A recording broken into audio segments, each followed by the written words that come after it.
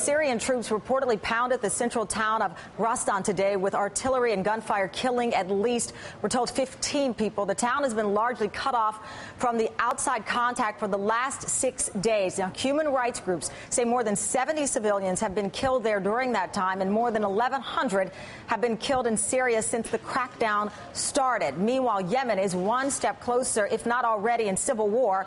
Thousands of armed tribesmen have been clashing with the government troops as they march toward the capital city. NBC's chief foreign correspondent Richard Engel is following the developments in the region. And Richard, as I mentioned, and I'm curious of your thoughts on this. You know this region better than anyone. Some people say there is a civil war right now in Yemen. Others say that is not the case. What can you tell us? There appears to be what many could describe as a civil war in Yemen. You have two armed factions, one led by the president of 30 years who is clinging to power, the U.S.-backed president, Ali Abdullah Saleh. He's using particularly his Republican Guard and Special Forces units fighting with tanks and artillery.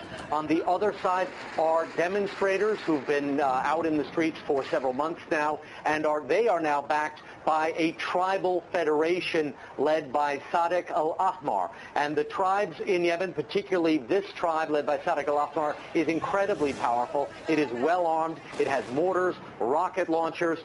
So I think there is certainly an armed conflict underway. You don't have civilians fighting civilians, not like Iraq. There's no sectarian divide in the country, but instead you have two camps, both of them well armed, one trying to cling to power, that is the Yemeni president, the other determined to drive him out of power. Now, some details about what is happening right now in the Yemeni capital of Sana'a. A witness told us today that the fighting between the tribal factions and the president's forces has been the heaviest ever today in the Yemeni capital, with exchanges of mortar fire, artillery fire, particularly around the house of that tribal leader, Sadiq al-Ahmar. The airport has been closed, aircraft diverted to other airports inside Yemen, a concern that some of the incoming aircraft could have been hit by artillery shells or mortars, so a sense of how intense the fighting is in the city. And the U.S.